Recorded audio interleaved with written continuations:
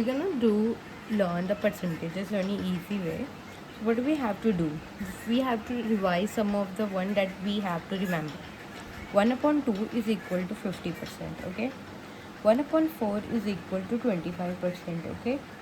And 1 upon 5 is equal to 20%.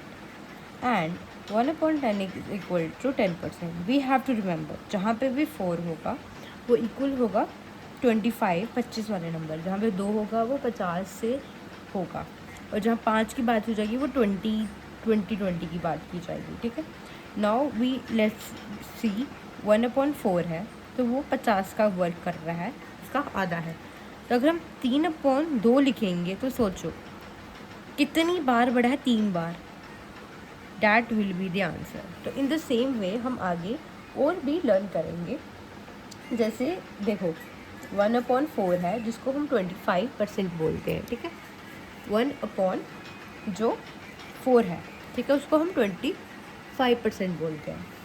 तो हम क्या करेंगे, अब देखो 1 अपॉन 4 इक्वल्स टू 25% है, तो 2 अपॉन 4 कितना होगा, 50। 3 अपॉन 4 कितना होगा, 75। एंड 4 अपॉन 4 तो 100 होगा ही, we know out of that. Now let's move to this one, 1 upon 5 जिसको हम बोलेंगे 20%। तो हम ईज़िली कर सकते हैं 40, 3 अपॉन 5 60, 4 अपॉन 5 80, और 5 अपॉन 5 हमें मिल जाएगा 100, ठीक है। हमें अब इतने सारे तो आसानी से लर्न हो गए। 10 की बात, 1 upon 10 equals to 10, 2 upon 10 equals to 20, इतना तो आपको समझ आ ही गया होगा। इसी तरह हम आगे भी लर्न करने वाले हैं, ठीक है। नाउ अब हमें कुछ स्पेशल वाले लर्न करने पड़ेंगे। 3 1 अपॉन 3, जहाँ 3 की बात होगी वहाँ 33.1 अपॉन 3% होगा, ठीक है। जहाँ पे 2 अपॉन 3 हो जाएगा वो हो जाएगा 66.2 अपॉन 3।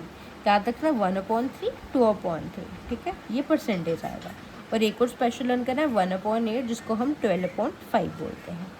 नाउ अब हम इसका देखते हैं 8 का, ठीक है। 2 अपॉन 8 कितना हो जाएगा, जस्ट ऐड कर दो 12 में 12, 12 में 12 24 होता है, ये भी ऐड हो गया तो 25। 3 अपॉन 8 कितना हो जाएगा, 25 में 12.5 ऐड कर दो, ठीक है। 5 6 7 3.5। वैसे ही 4 अपॉन 8 कितना होगा, 50। 5 अपॉन 8 होगा 62.5। 6 अपॉन 8 होगा 75। 7 अपॉन 8 होगा 87.5, और 8 अपॉन 8 होगा 100। तो इससे हमें कितने सारे मेमोराइज हो गए। नाउ आप किसी का भी सॉल्व कर सकते हो।